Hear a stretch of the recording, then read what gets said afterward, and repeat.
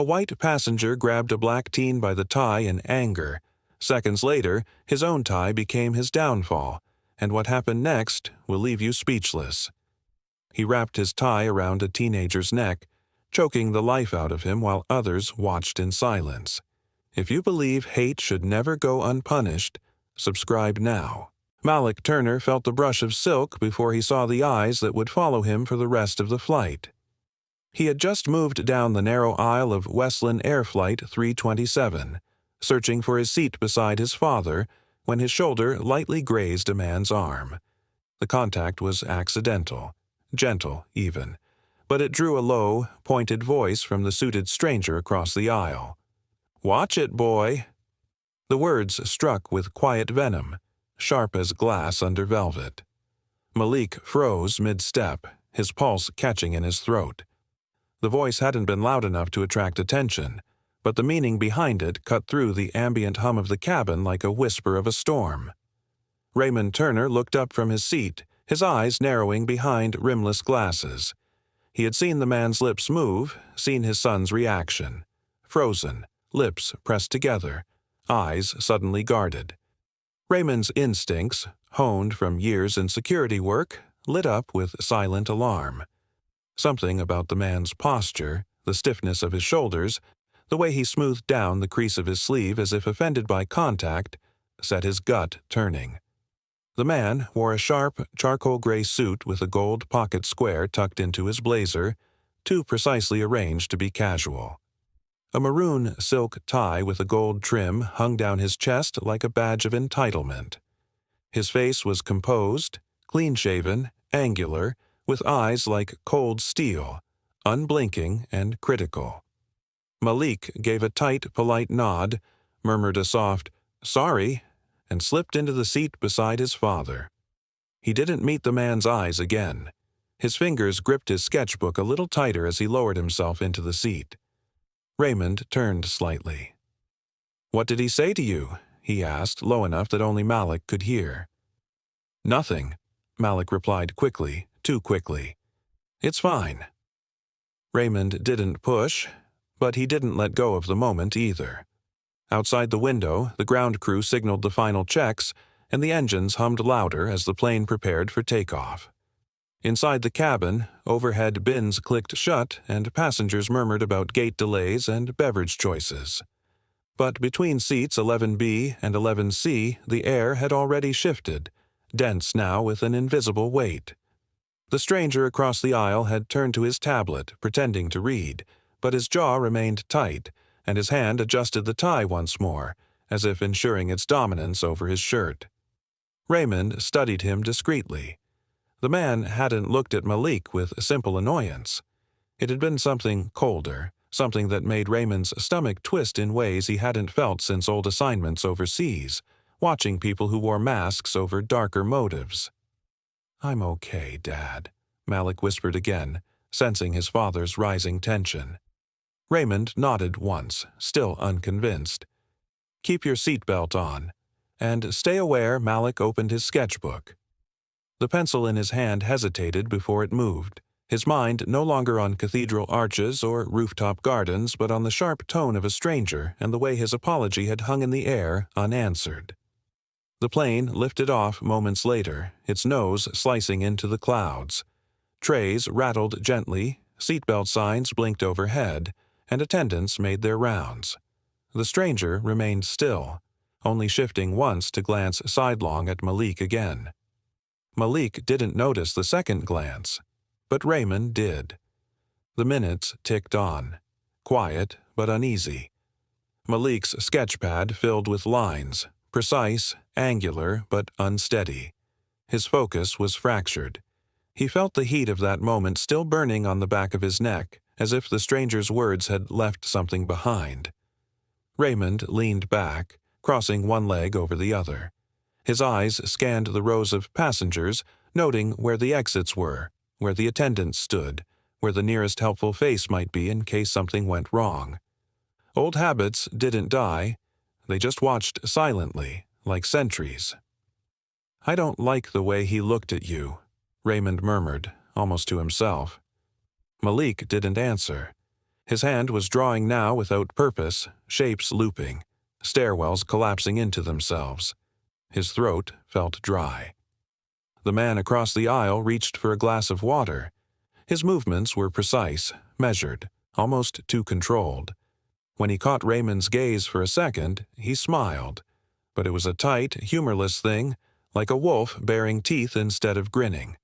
There was no conversation between the rows, but everything had been said. As the cabin settled into its mid-flight rhythm, tension remained fixed like an anchor between the three men, one drawing, one watching, and one sharpening something behind his eyes. No one else noticed, but Raymond did, and he would remember the tie, the dark maroon silk with gold trim, not as fabric, but as a warning.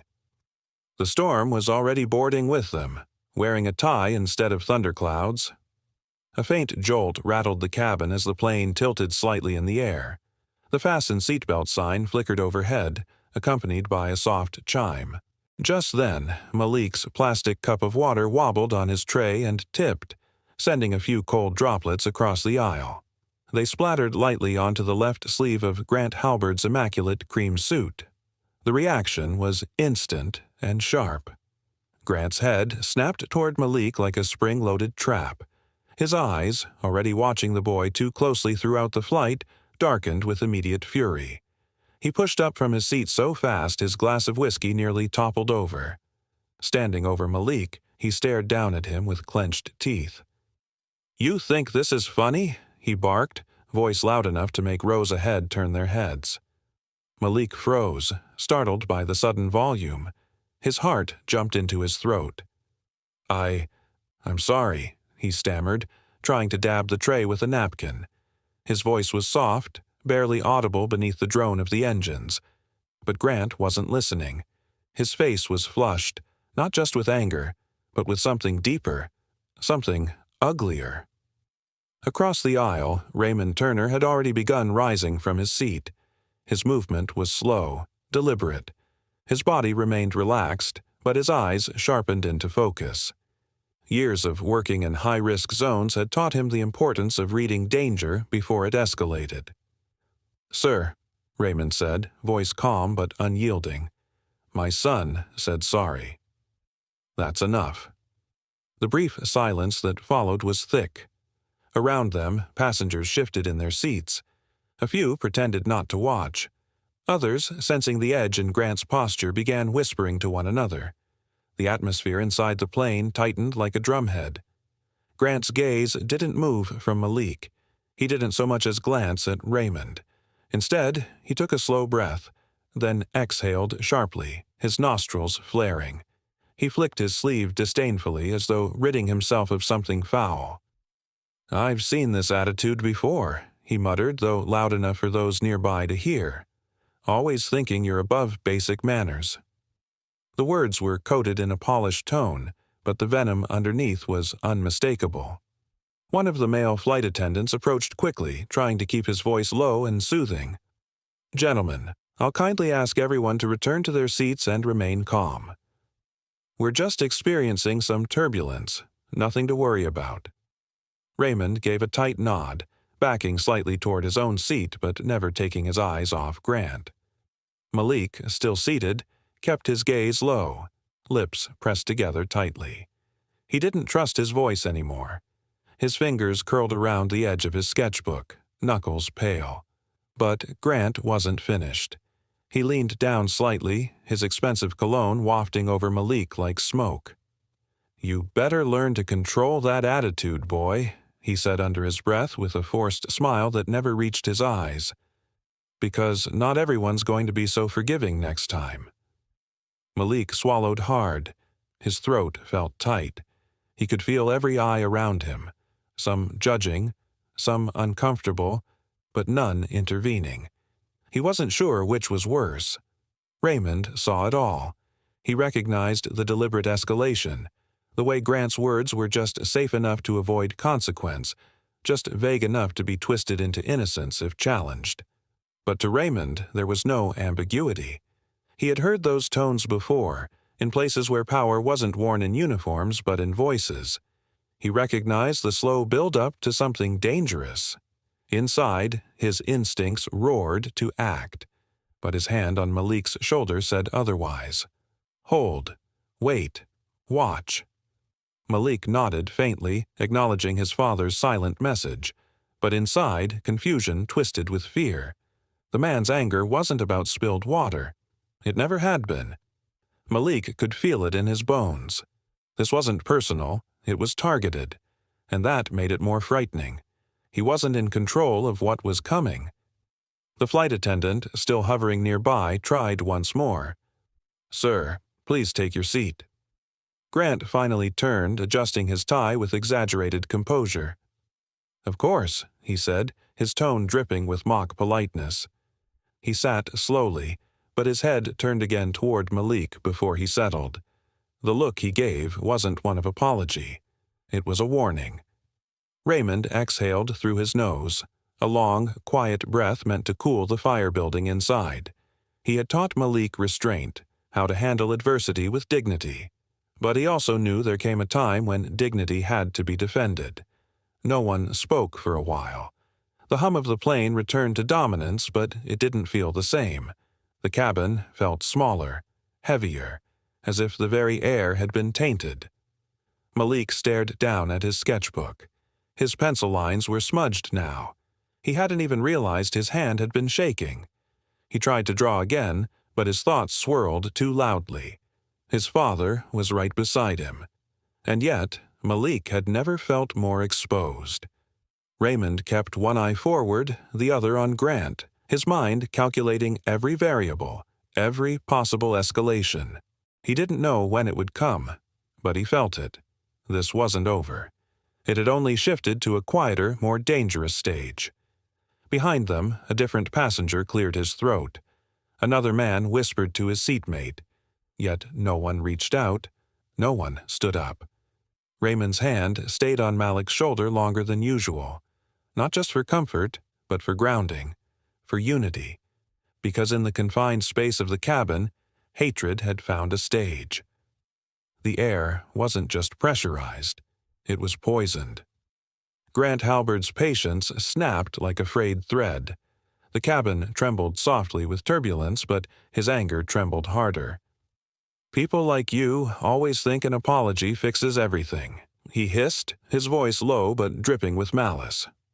Malik froze in his seat, startled by the sudden venom. His sketchbook slid slightly off his lap, its corner brushing against Grant's knee. The small contact was enough to ignite the man's fury. Raymond Turner, sitting just across the aisle, sensed the shift immediately. He leaned forward, his voice calm but edged with warning. "That's enough, sir. Sit down before—" Before he could finish, Grant's hand moved with shocking speed. He yanked his maroon tie from around his neck, the silk glinting briefly in the dim cabin lights. With one quick motion, he looped it around Malik's throat and pulled tight. The sound was a harsh gasp, flesh against fabric, breath against panic. Malik's hands shot up, clawing at the tie as his chair jolted backward. His sketchbook fell to the floor, pages scattering like frightened birds. "Hey! Stop!" Raymond shouted, lunging from his seat, but the narrow aisle slowed him. Passengers screamed as the scene erupted around them. A steward shouted for calm, but his voice was drowned by the chaos. Malik's face was turning pale, his lips trembling as he tried to draw air that wouldn't come. The tie bit deeper, leaving angry red marks against his skin. Grant's face twisted with rage and something darker, a cruel satisfaction that fed on fear. "You should have learned your place," he spat through clenched teeth, his grip tightening. The muscles in his arms strained as he leaned closer, his shadow falling over Malik like a predator's. The teenager's hands shook violently, his nails scraping against the fabric, desperate for release. Raymond's heart pounded as adrenaline surged through him. He vaulted into the aisle, his shoulder colliding with another passenger's armrest. The man beside him stumbled aside, shouting for help. "He's choking him!" "Get him off!" someone yelled from the back. But the panic in the cabin made everything feel like a nightmare moving in slow motion. Raymond grabbed Grant's wrist, yanking hard, but the older man's grip was unyielding, forged in hate and madness. "Let him go," Raymond roared, his voice raw. Grant turned, his face flushed and unrecognizable, eyes wide with something between fury and delusion. "You think you can talk down to me? You think you can make me look weak?" he barked, tightening the tie until Malik's feet kicked against the seat. The cabin lights flickered with the turbulence, casting frantic shadows over the chaos. Malik's sketchbook landed beneath a passenger's seat, open to a half-finished drawing of an airport terminal, a future he might never see. His vision blurred.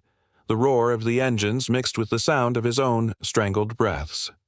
In the blur of noise and motion, he thought of his father's voice, calm and steady, teaching him how to breathe through fear. But there was no air left to breathe. Raymond's strength exploded. He slammed his fist into Grant's shoulder, breaking the man's balance for a split second. "Help me," he shouted to the nearest passenger, a young man in a gray jacket. The stranger rushed forward, grabbing Grant's elbow. Still, the businessman held on, veins bulging against his skin as if pride itself kept him alive. "You don't tell me what to do," he growled, his voice breaking. "Dad," Malik rasped faintly, but the word dissolved into a choking gasp. His eyes rolled upward, panic giving way to terror. "Malik!" Raymond's voice cracked as he pried at the tie with both hands. His mind was a storm, no time to think, only act. He elbowed Grant hard in the ribs, once, twice, until the man's grip faltered. The silk loosened slightly. Malik coughed weakly, but the relief was fleeting. Grant shoved Raymond back, slamming him against the opposite seat. The passengers gasped as a drink tray clattered to the floor. A flight attendant finally pushed through the crowd, his face pale. "Sir, let go of him," he ordered, but Grant barely heard. His mind was consumed by blind rage, his breath ragged. He tugged again, his words twisted into a growl. "You think the world owes you respect," he muttered. "You earn it." Raymond lunged again, this time not as a consultant or a father, but as a man fighting for his son's life. He wrapped an arm around Grant's neck and pulled backward with every ounce of strength he had. The two men crashed into the aisle, their struggle spilling over armrests and bags. The tie stretched taut between them, cutting deeper into Malik's throat. The boy's eyes fluttered as consciousness slipped. The cabin was a storm now, voices overlapping, feet moving, hands reaching, but none close enough. A passenger hit the call button repeatedly. "Get the air marshals," someone shouted, but the chaos made it impossible to tell who was listening. Raymond's knuckles struck Grant's arm again, and this time, the businessman's fingers finally gave way. The tie loosened. Malik slumped forward, limp, his head falling against his chest. Raymond shoved Grant aside, his mind racing between fear and fury. He caught his son before he could hit the floor, tearing the silk from his neck. Malik's skin was pale, the mark of the tie vivid and cruel. Grant staggered back, panting, his shirt torn, eyes glassy but defiant. "He needed to be taught," he muttered almost to himself. Raymond didn't respond. His focus was on Malik's faint pulse beneath his fingertips, a flicker of life refusing to die. The crowd around them stood frozen, their faces a blend of horror and disbelief. One man whispered, "Is he breathing?" Another backed away, hands trembling. The hum of the engines filled the silence between gasps. Raymond looked up, his eyes locking on Grant. The man's chest heaved, but his expression still carried that faint, smug defiance, as though he were untouchable. Raymond's own breath steadied, his voice low and trembling not from fear, but control. "You almost killed my son," he said. Grant blinked, as if the reality of his actions hadn't yet reached him. "He disrespected me," he said, as though it were a justification. Raymond rose slowly, his hands still shaking. He took one step forward, his gaze fixed on the maroon tie lying twisted on the cabin floor. The fabric gleamed faintly in the low light, now darker in places where it had pressed against Malik's skin. He looked at it not as an object, but as a weapon, a piece of cloth that had revealed what hatred looked like when dressed in civility. Passengers began to move again. Some comforted each other, others filmed, their phones shaking in their hands. The flight attendants tried to restore order, their voices trembling through forced professionalism.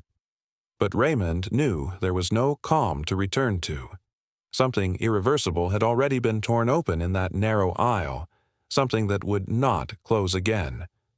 Malik coughed faintly, his chest rising, fragile but alive. Raymond knelt beside him, brushing a hand across his son's cheek, whispering his name over and over until the boy's eyes fluttered weakly. Relief and dread collided in his chest. He didn't yet know if his son would survive, but he knew the man standing before him would not walk away untouched. Grant stumbled back to his seat, breathing heavily, his gaze darting from the tie to Raymond and back again. For a brief second, a flicker of realization crossed his face, but it was gone as quickly as it came. He straightened his jacket and muttered under his breath, "You people never learn." Raymond's fists tightened. The hum of the plane continued, but to him it sounded like a growl, a warning that the storm had only just begun. The tie was no longer silk. It was a noose made of arrogance and hate. The tie pulled tighter. Malik's eyes bulged as the maroon silk cut into his throat, crushing his airway. His fingers clawed at the fabric, desperate, wild, frantic, every instinct in his body begging for air. A strangled gasp escaped his lips, the last sound before silence swallowed him. His sketchbook fell to the floor with a soft slap, pages fluttering open like wings that would never fly again. Raymond Turner saw his son's body jerk unnaturally and froze for a single heartbeat. Then instinct, honed from years of protective training and paternal love, took over. "Let him go," Raymond roared, diving across the narrow aisle. Grant Halberd didn't flinch. His knuckles were white around his tie, face twisted with grim satisfaction as he yanked harder. The veins in his forehead bulged, his teeth clenched. Passengers screamed, some rising in alarm, others frozen in disbelief. The plane rocked gently with turbulence, but inside the cabin, a different kind of storm erupted. With a savage motion, Raymond slammed his shoulder into Grant's side, sending the man crashing into the armrest. The tie slipped free. Malik collapsed forward like a broken doll, limp and lifeless.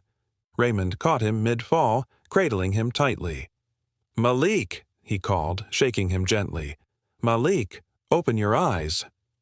No response. The boy's skin had gone a frightening shade of gray, lips tinged with blue. The tie had left a raw, angry mark circling his neck like a brand of cruelty. "He's not breathing," someone shouted from behind.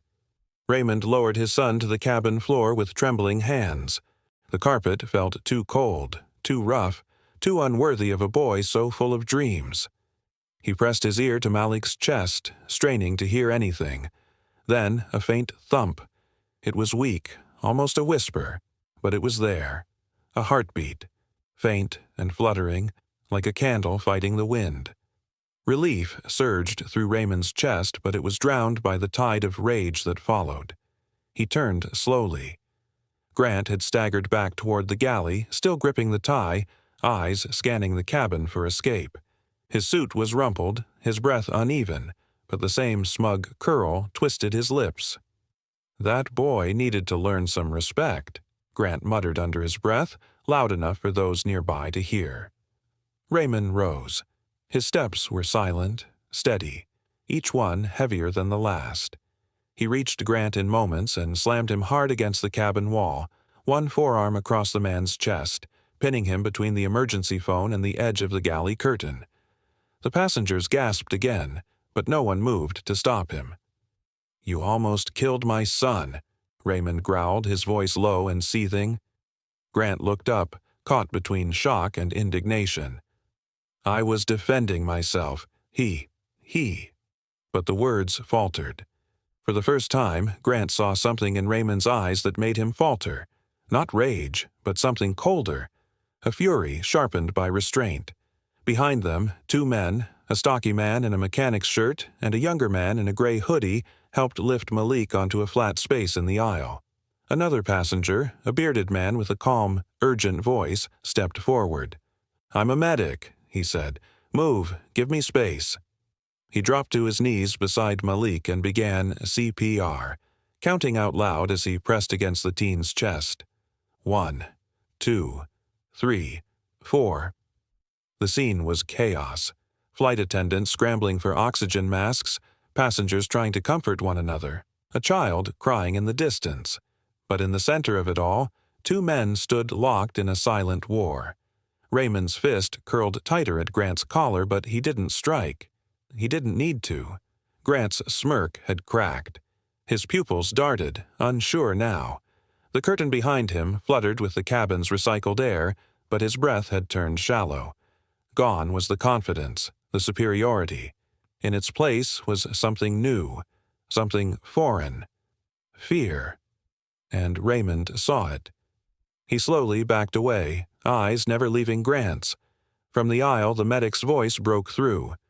"I've got a pulse," he's responding. "Come on, kid, stay with me."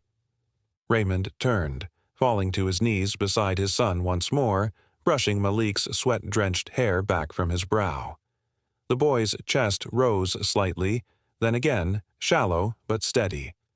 One of the attendants spoke into the intercom, her voice shaking. "We are making an emergency descent. Paramedics will meet us on the ground. Please remain calm and stay seated." Grant tried once more to slip toward the galley, but a sharp command rang out from the front. "Sir, sit down." Right now, it was one of the air marshals who had remained quiet until now, finally revealing his badge and stepping forward with handcuffs. The aisle parted for him like water around a ship. Raymond didn't even look back. He stayed by Malik's side, whispering soft words only a father could speak. The rest of the world fell away. Grant was dragged backward, struggling weakly, still trying to talk his way out. "It was just a misunderstanding. I didn't mean," he was aggressive. But no one believed him anymore. Passengers watched with quiet fury.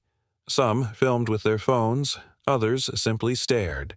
Grant's tie trailed limply from his fist, like a snake that had lost its venom. As the plane dipped lower toward the awaiting runway lights, the cabin fell into an eerie quiet. Not peace, never peace, but the breath before the verdict. Raymond looked at his son again, holding his hand. He didn't cry. He didn't shake, but his voice, when it came, was steel wrapped in ice. "You almost killed my son," he said through clenched teeth. Grant's arrogance faltered for the first time, replaced by unease. For the first time, fear shifted sides. The wheels struck the tarmac with a heavy, jarring slam that made every passenger jolt in their seat. Oxygen masks had dropped earlier, but now swung uselessly in the sudden calm that followed the brutal descent. The cabin lights flickered as the plane shuddered, then rolled to a stop near a line of flashing red and blue. Outside the windows, emergency vehicles rushed forward, sirens cutting through the hum of cooling engines. Inside, chaos surged back to life. Paramedics burst through the cabin doors with urgency, their heavy boots thudding down the narrow aisle. One of them, a tall man with a shaved head and calm eyes, knelt beside Malik's motionless form on the floor. His partner, younger and wiry, quickly took vitals while another crew member unfurled a stretcher. Raymond Turner stood frozen, one hand gripping the edge of a seat for support, the other brushing gently across his son's brow. "He's breathing, but it's shallow," the taller paramedic said, already slipping an oxygen mask over Malik's face. "We need to move." Now, as they lifted Malik onto the stretcher, Raymond followed without hesitation, his legs stiff from stillness, his shirt damp with both sweat and the remnants of his son's tears. Every step down the jet bridge felt like walking through molasses. Time slowed, his ears rang, and the only thing anchoring him was Malik's pale face and limp body ahead of him. In the background, two air marshals held Grant Halbert against the bulkhead, one restraining his arms while the other applied cuffs. The businessman's suit was wrinkled, his tie loosened but still stained with sweat. Yet his smirk remained, faint but poisonous, as if some twisted pride still clung to him. His eyes didn't follow Malik's stretcher, they followed Raymond. And Raymond saw it, that quiet, haunting sneer, a look that didn't speak remorse, it whispered entitlement. The ambulance doors slammed shut behind the paramedics and Malik. Raymond climbed in, settling next to his son as the vehicle sped away. The wail of sirens drowned out his thoughts. He could feel the tremble in his own hands and the pressure building behind his eyes, but he refused to let it break through. He wasn't allowed to cry yet. Not until Malik spoke again. The hospital loomed like a fortress of glass and steel. Inside, a team of doctors descended immediately, shouting orders and wheeling Malik toward the trauma unit. Raymond tried to follow but was stopped at the swinging doors by a nurse. "Please, sir, we'll update you the moment we stabilize him," the nurse said firmly, yet not unkindly. He stood there, still gripping the air like he could hold on to the moment and force it to end differently. Minutes passed, then hours. The waiting room was painfully quiet, save for the occasional overhead announcement and the low murmur of televisions tuned to news networks. Raymond paced, sat, stood again. Every clock tick was a hammer tapping at his patience.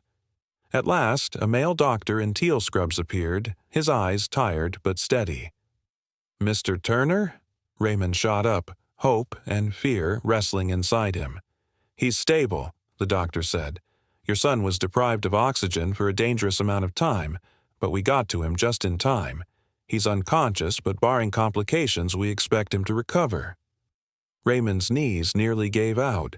He gripped the arm of a nearby chair and nodded. "Can I see him?" The doctor led him through a corridor to a private room. Malik lay on the bed, pale beneath the white sheets, a line of tape securing the oxygen mask over his nose. His neck bore a faint bruise in the shape of that terrible tie, like a shadow still clinging to him. Raymond sat beside the bed, not speaking. He just watched his son breathe. Sometime later, another knock at the door broke the stillness. Two sharply dressed men entered, their suits pristine, their expressions carefully composed. They introduced themselves as legal representatives for Mr. Halbert. "Mr. Turner," one of them began, his voice smooth and measured, "we're here to discuss a resolution before this situation escalates into prolonged litigation." Raymond didn't answer. He didn't even look at them. His gaze shifted instead to the evidence table by the wall, where a clear plastic bag held Grant Halbert's maroon tie. The fabric was neatly coiled, but its edges curled slightly, as if the cruelty within it still radiated outward. He rose from the chair with slow, deliberate movements. The lawyers quieted. He walked over to the table, picked up the bag, and held it at eye level. For a moment, he said nothing. Then, without turning toward them, he spoke. "Some fabrics can't be washed clean, only burned." Malik stirred, his eyelids fluttering like moth wings against a hospital's sterile light. The monitors beside his bed beeped steadily, a rhythm that had once threatened to stop. His neck was wrapped in thick white bandages, and every shallow breath was an effort. His eyes opened halfway, glassy and uncertain, scanning the blurred world around him. For a moment, panic flickered across his face until they landed on a familiar figure seated beside the bed. Raymond Turner hadn't moved in hours. His shoulders were hunched, his eyes bloodshot, his face a mix of exhaustion and restraint. The instant he saw Malik's eyes open, his breath caught in his throat. He stood slowly, careful not to alarm him, and leaned in just close enough for his voice to be heard. "You're safe," Raymond said softly, a tremor breaking through his practiced calm. "You're safe now, son." Malik tried to speak but winced in pain. Only a hoarse whisper came out. "Dad." "I'm here." Raymond brushed a hand across his son's hair. "You're at the hospital." "You made it back." The door creaked open as a male nurse entered with a clipboard.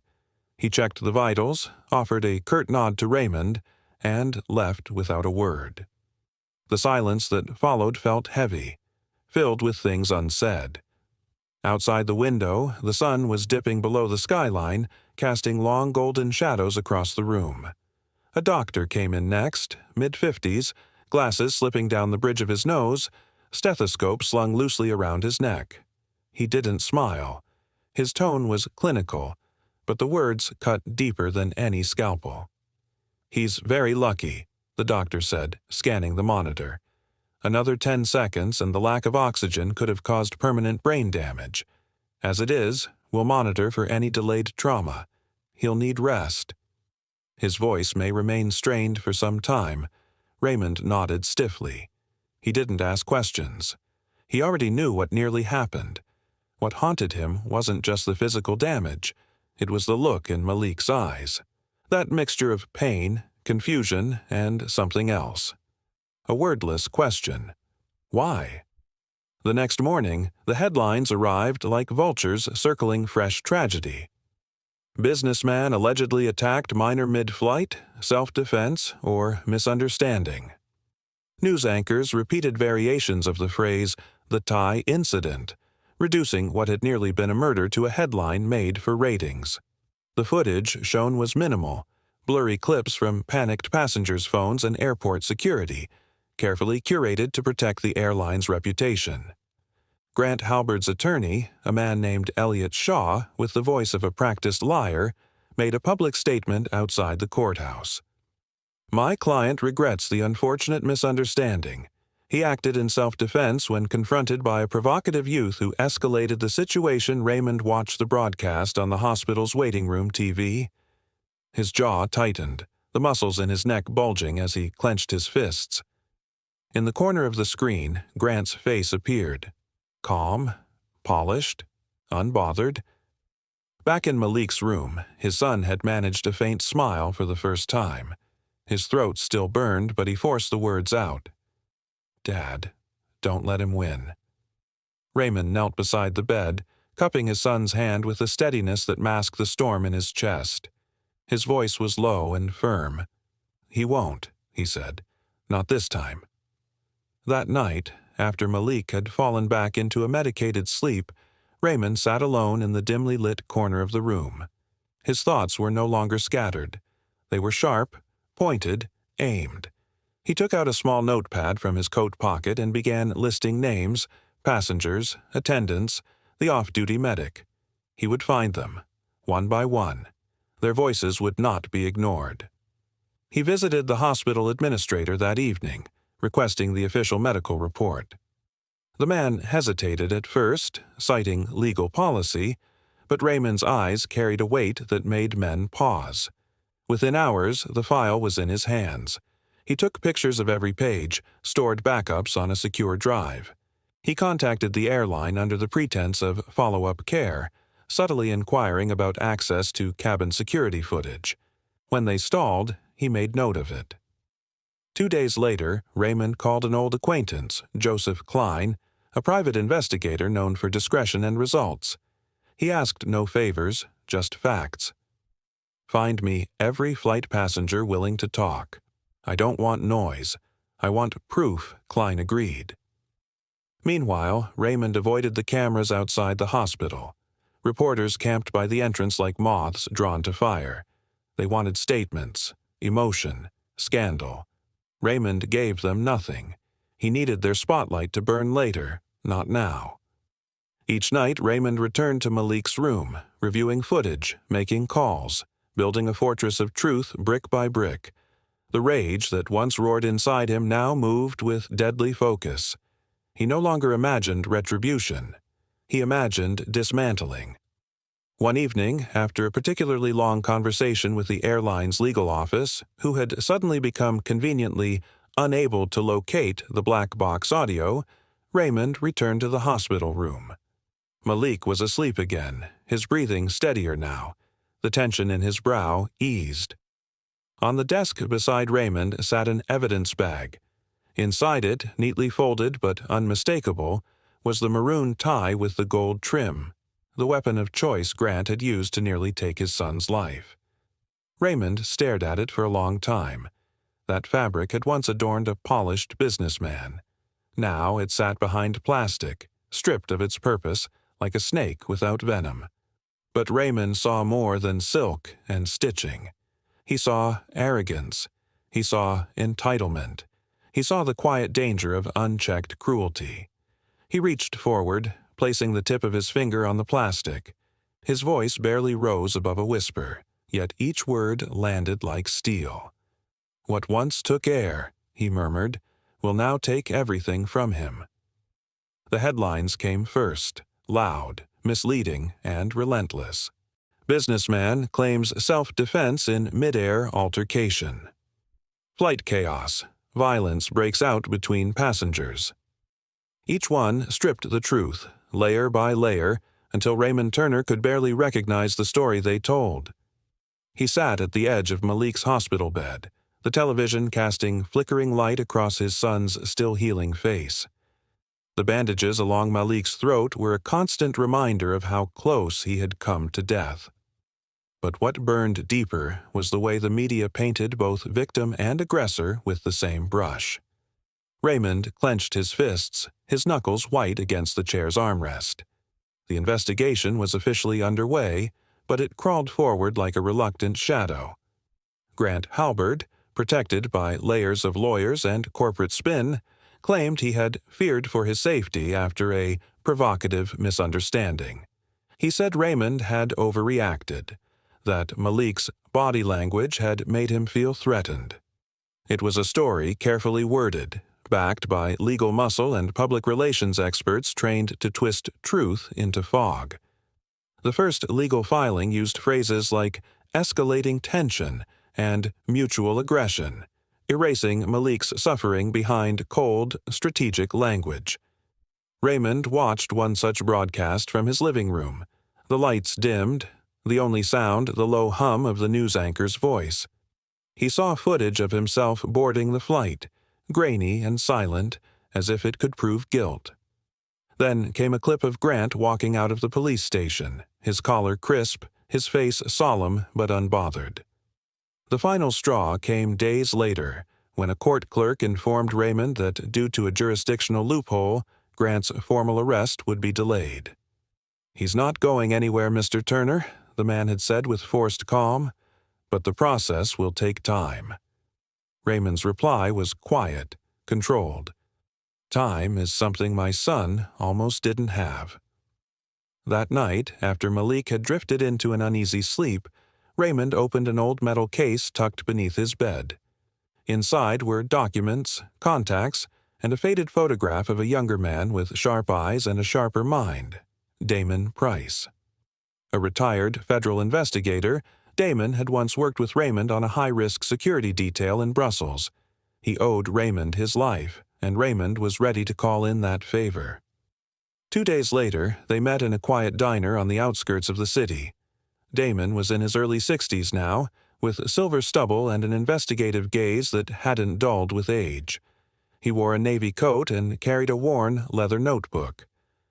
"I've been following the case," Damon said without preamble. "Didn't think I'd be reading about you like this." Raymond nodded, sliding over a flash drive and a small stack of printed photos. "This isn't just a man losing control. Grant knew exactly what he was doing, and he's being protected." Damon studied the drive, then looked up. "You think his company's shielding him?" "I know they are." Narex Holdings Raymond leaned forward. "I need you to dig. Scandals, falsified reports, hidden connections. I don't want just justice. I want the full web exposed." Damon's eyes narrowed, but he nodded slowly. "Then we go deep." "You sure about this?" "I'm sure," Raymond said. "This isn't just about Malik. This is about what happens when cruelty hides behind suits and smiles." Over the next week, Damon went to work. He tapped into old contacts, state-level financial analysts, former aviation regulators, and legal assistants who still whispered truths behind courtroom doors. What they found was worse than expected. Grant had been involved in 2 previous workplace altercations, both settled quietly with non-disclosure agreements sealing the files. A third complaint, filed by a junior employee at Narex Holdings, had mysteriously disappeared from HR records. Digging further, Damon discovered that Nerex had recently made a significant charity donation to Westland Air's Legal Development Fund, just weeks before the incident on Flight 327. The link was undeniable. The airline's hesitation, the media manipulation, the legal delay, it was all connected by invisible threads of influence. Damon laid the evidence out in front of Raymond late one night in his apartment. "They've built a fortress," Damon said, motioning to the files. "Layers of protection. Fake apologies. Silenced victims." Raymond stared at the printed documents, Grant smiling at a corporate gala, his hand gripping a crystal award for leadership excellence. "If they built their fortress with lies," Raymond said, his voice low and steady, "then I'll bring it down with truth." He tightened the tie until the black teen turned blue and collapsed, proud of his cruelty. If you believe no act of hate should be ignored, hit subscribe. Justice starts here. The courthouse was already swarming by the time Raymond stepped out of the car. Protesters flanked the marble steps, their chants blending with the click of camera shutters and the shouts of reporters trying to cut through the noise. A banner waved high above the crowd. "Justice for Malik." But Raymond didn't look up. He kept his focus forward, his jaw set, one hand steadying his son beside him. Malik moved slowly, still weakened from the trauma, but his eyes carried the same quiet strength that had guided Raymond through endless, sleepless nights. They didn't come to be seen, they came to be heard. Inside the courtroom, the atmosphere shifted from chaotic to cold. The room was packed, journalists lined the back wall, courtroom sketch artists hunched over their pads, and every seat was filled with silent observers. Grant Halberd sat at the defendant's table with a row of well-dressed lawyers surrounding him like armor. He wore a sleek silver tie that shimmered under the lights, deliberate, calculated. A sharp contrast to the maroon one locked away in the evidence bag. His posture was relaxed, one leg crossed over the other, fingers tapping rhythmically on the table as if this was just another business meeting. When he spotted Raymond and Malik walking in, he gave the faintest smirk, just enough to sting, but not enough to draw rebuke. Judge Harrington entered, commanding silence with nothing more than presence. "We're here today to address Turner v. Halberd and Nerex Holdings, case number 2374A, he declared, his voice gravelly but firm. "Let's proceed." Raymond's attorney, Elijah Monroe, rose first. His tone was precise and unflinching. "Your Honor, what happened aboard Westland Flight 327 was not a misunderstanding. It was a hate-motivated attack. The defendant, Grant Halberd, used a tie, a symbol of business and status, as a weapon against a minor who had done nothing but exist in a seat he deemed too close, and the company he represents, Nerex Holdings, enabled his actions with silence and cover-up." Across the room, Grant's lead counsel, a seasoned litigator named Thomas Vellon, rose smoothly. "The defense maintains that Mr. Halberd acted out of self-preservation," he said. "The situation escalated due to provocation, and Mr. Halberd responded to what he perceived as a threat." Raymond felt his stomach twist. The phrase, "perceived as a threat," echoed with the weight of 1,000 headlines. Malik, frail and silent beside him, tightened his grip on his father's wrist. Raymond didn't need to look to know what that meant. He gave a slight nod. "We're ready." Elijah called Malik to the stand. Every eye in the room turned to the boy as he rose slowly, his steps measured, almost solemn. As he sat, the microphone was adjusted to his height. The courtroom hushed, anticipation holding its breath. "State your name for the record," the court clerk said. "Malik Turner," he replied, his voice hoarse but steady. Elijah approached gently. "Malik, I understand this is difficult, but can you tell us, in your own words, what happened on that flight?" Malik's gaze didn't wander. He looked straight ahead, not at Grant, not at the jury, just past them, to something deeper. "He kept staring at me," he said quietly, "even before takeoff. When my water spilled, he got angry. But I said sorry. I didn't do anything else. Later, he stood near me, said something about people like me, and then he used his tie. He paused, swallowing hard, his fingers twitching near his neck. He put it around my throat, and he smiled. He smiled while I was choking. The silence that followed was suffocating. Even the sound of breathing seemed to pause. Judge Harrington leaned forward slightly. Raymond's eyes burned, but he kept his expression tight. "This is your moment, son," he thought. "Let the truth do the rest." But the defense wasn't done. Velen rose, nodding respectfully before stepping toward the witness box. "Malik," he said with practiced gentleness, "you say Mr. Halbert attacked you unprovoked. But what if I told you there's video footage that tells a different story?" Raymond stiffened. "We have obtained security footage," Velen continued, "from inside the aircraft. It appears to show you standing, appearing agitated, possibly even confrontational, just moments before the alleged attack. Would you say that's accurate?" Gasps rippled through the courtroom. Malik's face drained of color. Raymond clenched his fists beneath the table, but Elijah placed a firm hand on his shoulder, a quiet warning. Not yet. The screen behind the defense flickered to life. The footage was grainy and poorly lit, showing Malik rising from his seat, his hand raised in mid-gesture. Grant's figure was conveniently off-center, his actions partially obscured. It was edited, Raymond could tell instantly, timed perfectly to distort the sequence, a carefully crafted illusion of threat. "This is selective," Elijah objected, rising to his feet. "The defense has not disclosed the full recording." "Your Honor," Velen countered, "we are presenting the footage in good faith." Judge Harrington raised a hand. "Both parties will submit all video evidence in full by the next hearing. We will not base judgments on edited context." Still, the damage had been done, for now. Raymond could feel it in the jury's uncertain glances. The truth was a slow burn, but lies ignited fast. As court recessed for the day, Raymond and Malik stepped outside into a wall of microphones and cameras. Questions bombarded them from all sides, but Raymond said nothing. He gently shielded his son and walked past them, his mind already working. That night, in the quiet of his study, Raymond sat alone, replaying the courtroom moment over and over in his head. The way Grant had sat unbothered, the way that silver tie gleamed under the fluorescent lights. He knew what was coming.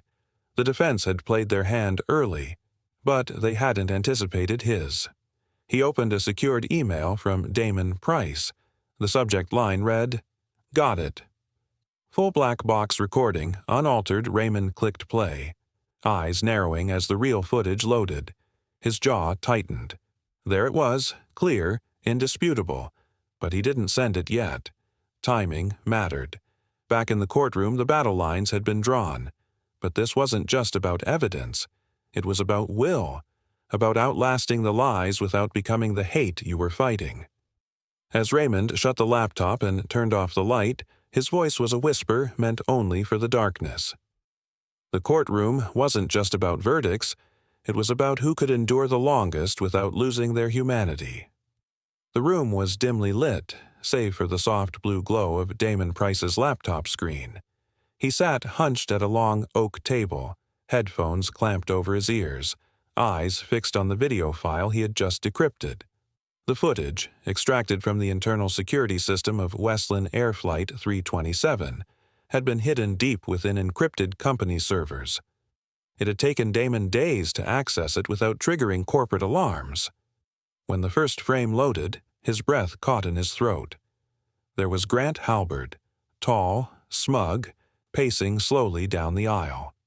Damon's finger hovered over the pause key as he watched Grant glance toward Malik with a look of contempt that needed no words. The footage showed everything, unfiltered, unedited, unforgiving. There was no ambiguity, no gray area. This was not a misunderstanding. This was violence. Damon leaned back, removing his headphones. He stared at the screen, then reached for his phone and called Raymond. "It's all here," he said flatly. "Every second. They can't hide this anymore."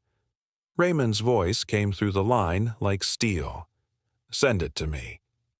Tonight, hours later, they sat together in Raymond's home office. The screen played in slow motion. Grant leaned into Malik's space, the tie clutched in his hand like a weapon. Damon paused at the precise moment the fabric tightened around the teen's neck. In the background, Raymond's own body lunged from across the aisle, his face twisted in panic and fury. Raymond didn't speak.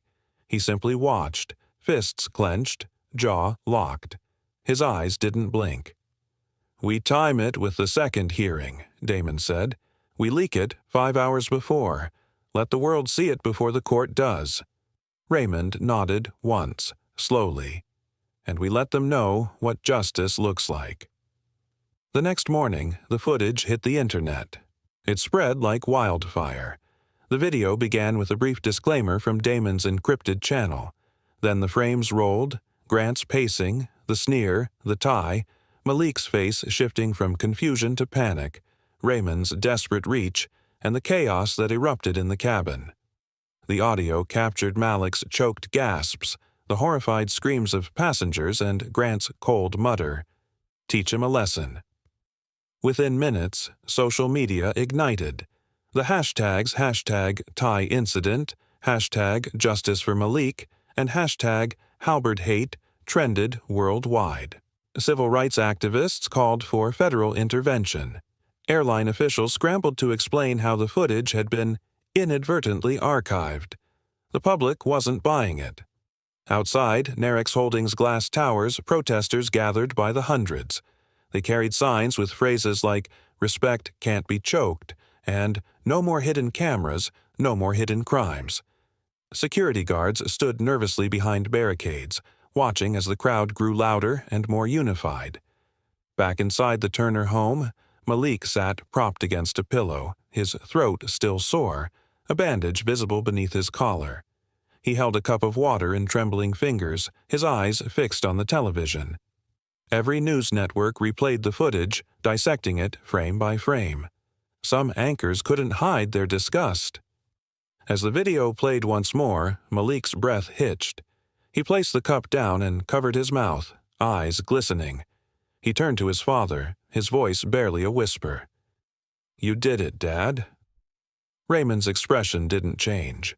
He stood behind Malik, resting one steady hand on his son's shoulder.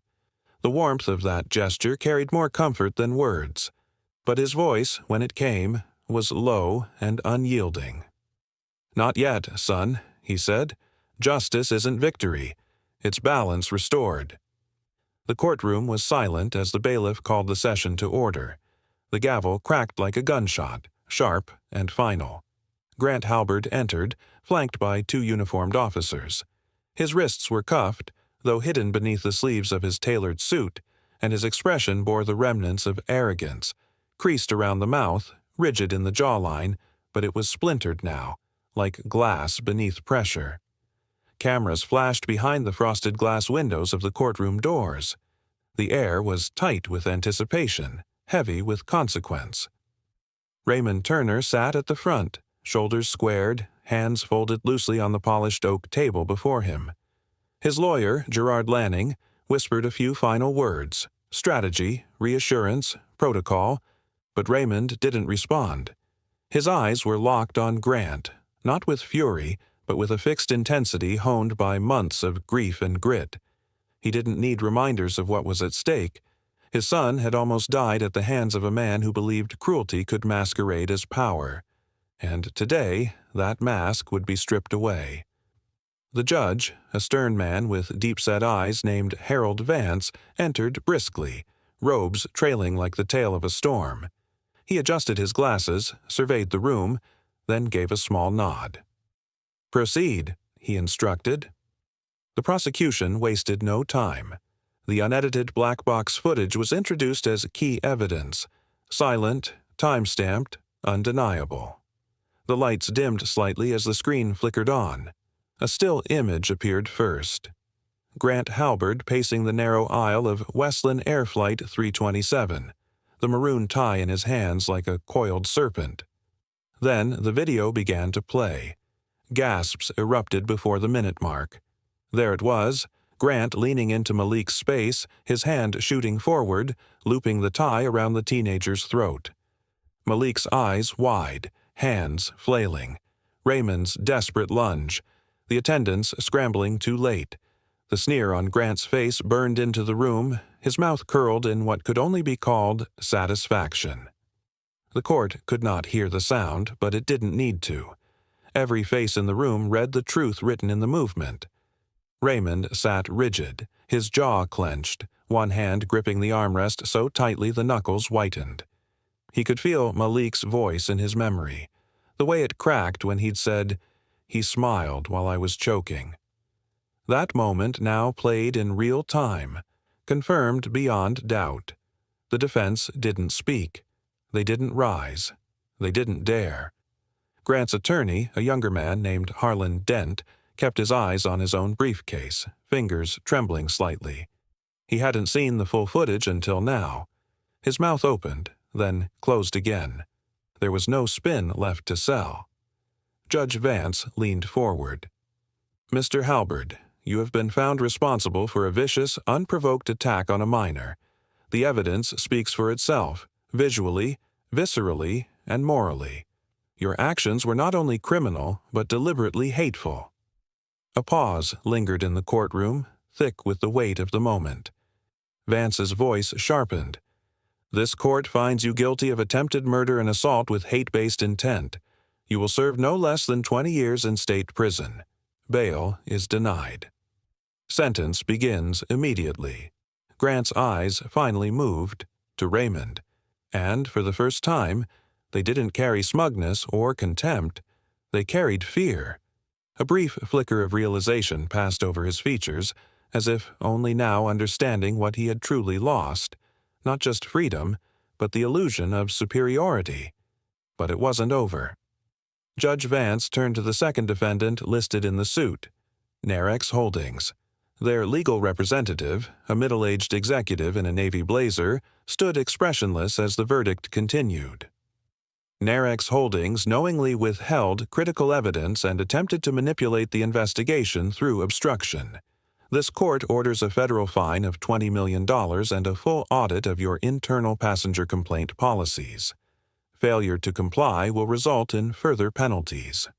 When the gavel fell again, the sound didn't just mark a decision. It sounded like closure cracking open. Outside, the sun had dipped low behind the courthouse. The crowd had gathered, reporters, activists, bystanders, all waiting for a glimpse of Raymond. He stepped outside, flanked by his lawyer and Damon Price, who stood silently behind the cameras, nodding once. "Mr. Turner." "How do you feel?" one reporter called out. "Do you believe justice was served?" Raymond stopped. The crowd hushed. Lenses zoomed in. He looked directly into the sea of microphones, his voice calm but steady. "Justice doesn't erase pain," he said, eyes unwavering, "but it teaches those who cause it that silence won't protect them." No more questions followed. They didn't need to. That evening, Raymond and Malik returned home. Their house was quiet, peaceful. Malik had stayed behind, still recovering, still processing. Raymond stepped into his study alone. He removed his coat, hung it carefully, and approached the mahogany desk in the corner. On it sat the maroon tie, encased in a glass frame, mounted on black velvet. He stood for a long moment, staring at the fabric. No longer silk, no longer weapon. Now, a relic of resistance. He ran a finger lightly along the edge of the glass and exhaled slowly. "Every scar tells a story," he murmured, "but this one tells a warning." Malik jerked awake, gasping for air. The ceiling above him blurred, flickering like the overhead lights of Flight 327. His throat felt tight, his chest heavy, though nothing was wrapped around his neck, just the memory.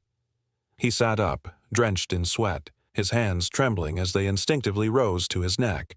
He touched it gently, searching for reassurance, for breath. The room was silent except for the soft hum of the air conditioner and the distant ticking of the clock on the dresser. It was 3:11 a.m. Raymond stood just outside the bedroom door, unmoving. He hadn't knocked. He didn't have to. He'd heard the same choking gasp 2 nights before, and again the week before that. He had hoped it was a phase, part of healing. But now he knew better. Quietly, he walked away from the door, entered his study, and made a decision. A folder lay open on the desk, an application for a trauma recovery program for teens affected by hate crimes and violence. He filled it in under Malik's name and closed it slowly. No more waiting, he whispered to himself. 3 days later, Malik sat uneasily in a sunlit room filled with the low murmur of boys just like him, survivors. Some bore visible scars, others hid deeper ones.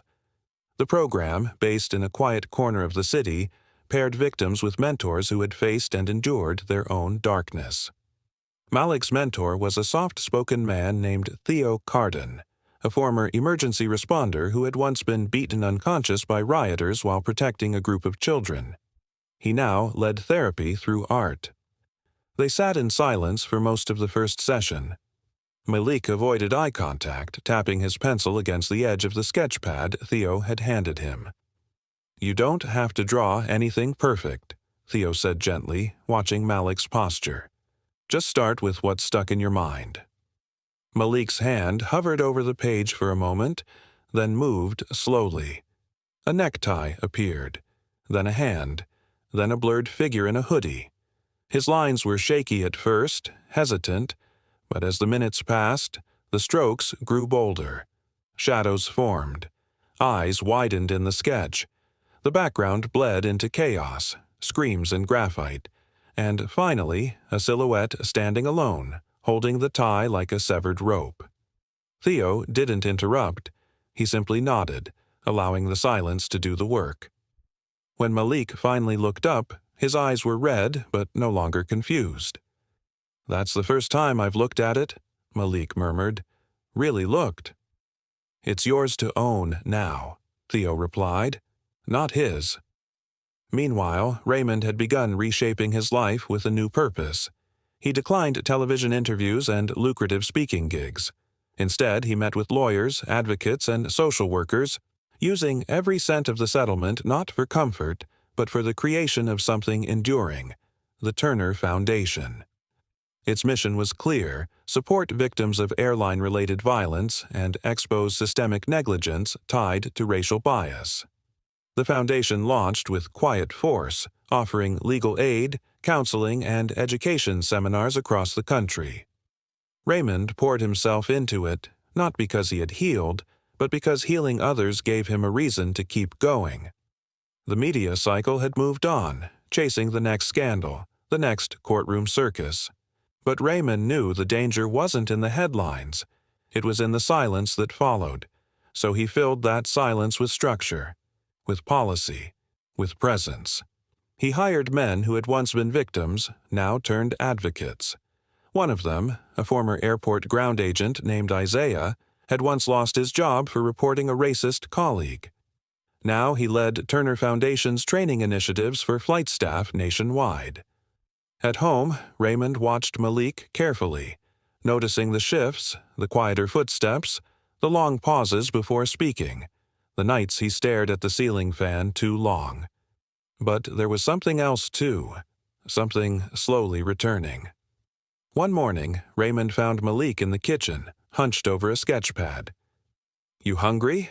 Raymond asked. Malik nodded. "Yeah," he said, "and I'm going to finish this one today." Raymond peeked over his shoulder. The drawing was a new one, a pair of hands gripping broken links of a chain, with wings spreading out behind them.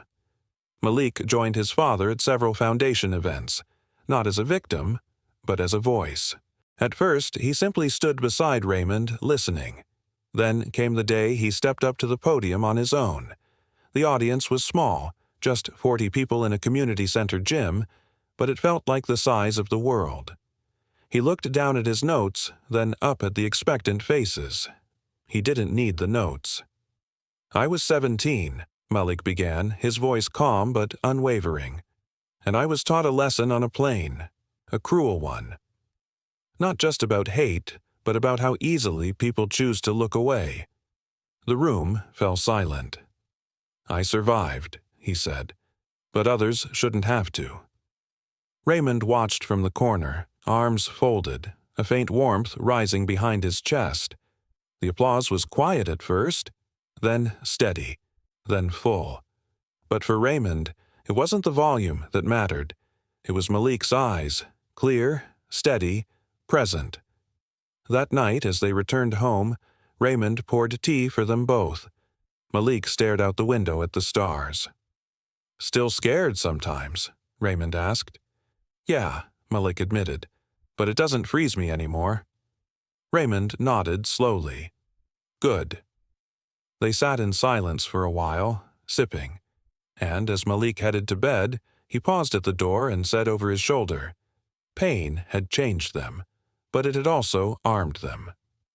Grant Halberd sat alone in his prison cell, his back pressed against the cold concrete wall, staring blankly at the ceiling. The once proud businessman who strutted through boardrooms with a gleaming tie and a sharper tongue was now just another inmate among many. The orange jumpsuit replaced his tailored suits, and the silence inside his mind was louder than the clanging of gates or the distant murmurs of guards. He hadn't spoken in days. Not to anyone. The arrogance that once cloaked his every move had finally peeled away, layer by layer, stripped by courtrooms, headlines, and a truth he could no longer escape. Letters began arriving in small bundles, some from people filled with rage, calling him a monster, a coward, a symptom of everything wrong with the world. Others were strange, colder. A few even thanked him, not out of forgiveness, but for accidentally dragging the buried ugliness of society into daylight. "Because of you," one read in careful handwriting, "my son finally told me what happened to him on his last flight." Another bore a single sentence. "You didn't just choke a boy, you ripped the mask off the system." Grant read them all, every line scratching against what remained of his ego. He didn't reply. What could he say? Meanwhile, outside those gray walls, the world had shifted. Narex Holdings, once a titan in the airline industry, was crumbling under the weight of its silence. With the black box footage made public and further internal memos leaked by anonymous whistleblowers, trust evaporated overnight. Executives resigned in waves, public apologies fell flat, and investors withdrew. The stock plummeted. One by one, media outlets declared it. Narex was collapsing, not from scandal alone, but from a refusal to confront what hid behind polished mission statements and shareholder reports. The company's name became a warning. In Washington, a special federal committee was formed to reevaluate airline conduct and passenger safety. At its table sat two men who had never asked for the spotlight, Raymond Turner and Damon Price. Raymond wore no suit, no medals, just a plain black shirt and quiet determination. Damon, slightly older and grayer than before, brought with him a dossier of proposed reforms.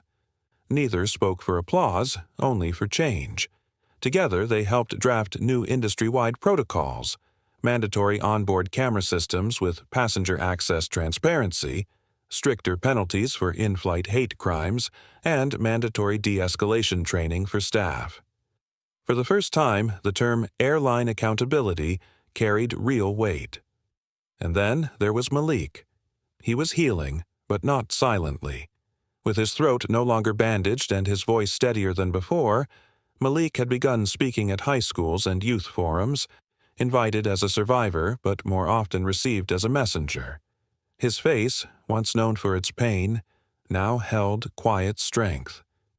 At one school, standing before rows of teenage boys, some bored, some curious, he stepped to the mic. The auditorium lights dim but focused. "I want to tell you what scared me most," he said, gripping the lectern as his fingers trembled slightly. "It wasn't the tie." The room hushed. Phones were lowered. A few boys leaned forward. "It wasn't the tie," Malik repeated, his voice soft but resolute. It was realizing how easily people looked away. There was no shout, no dramatics, just silence, the kind that lingers after truth lands. Backstage, Raymond watched from the wings.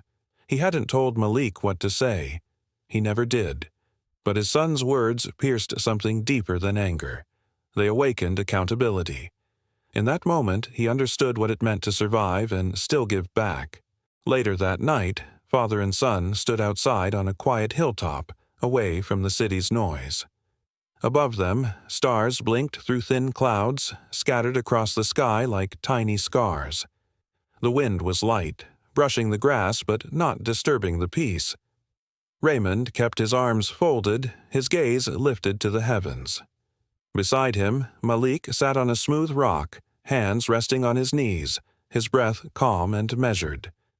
Raymond broke the silence first. "You're breathing stronger now," he said, eyes still fixed on the stars. Malik turned toward him, a faint smile tugging at the edge of his mouth. "And you're fighting quieter," he replied. "Some victories whisper." A year later, the same glass-paneled doors of Terminal C slid open with a familiar hiss as Raymond Turner and his son, Malik, stepped back into Vailport International Airport. The same soft chime echoed overhead. The same polished tiles stretched out before them. Yet everything felt different, heavier somehow. The memories weren't buried. They hung in the air like echoes waiting to be acknowledged. Malik paused for a moment just beyond the threshold, his shoes rooted to the floor as though the terminal itself resisted his return.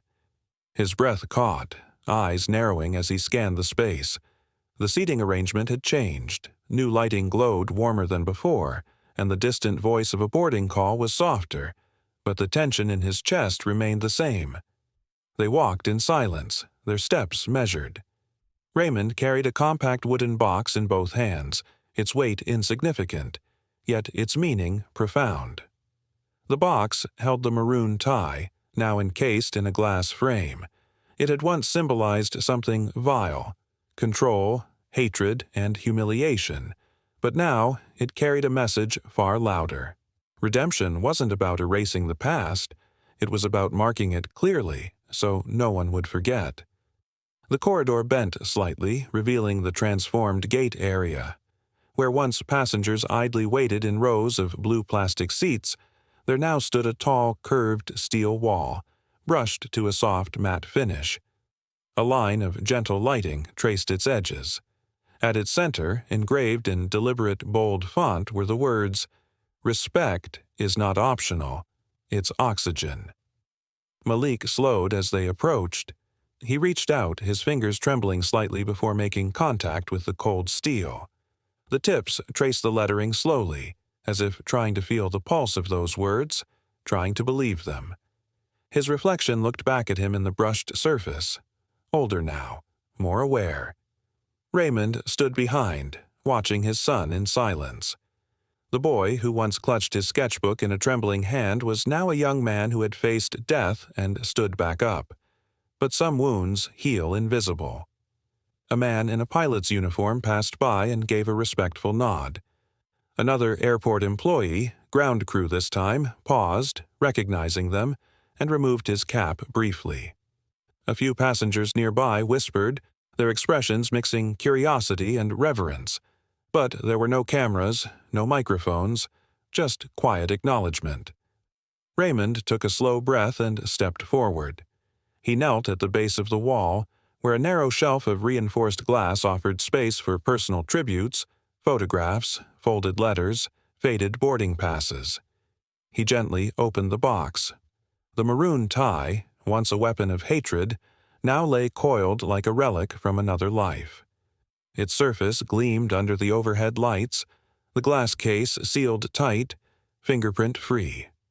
Raymond placed it carefully beneath the plaque, letting the gesture speak for itself. As he stood, his voice broke the silence, low but resolute. "You turned what tried to end you into what will protect others," he said.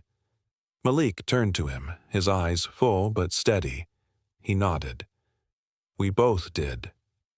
They stood there for another long moment, not out of hesitation, but out of quiet honor. For all the pain that wall represented, it also offered hope, etched in steel and witnessed by all who passed. It wasn't just a memorial, it was a promise. A boarding call echoed overhead. Flight 992 to Elmford now boarding at Gate 18. Raymond gently placed a hand on Malik's shoulder, and they turned toward their gate. As they walked, their steps fell into rhythm, calm and purposeful. The hum of the terminal returned, subtle but steady, like a world healing itself. Before turning the final corner, Raymond looked back one last time at the memorial wall.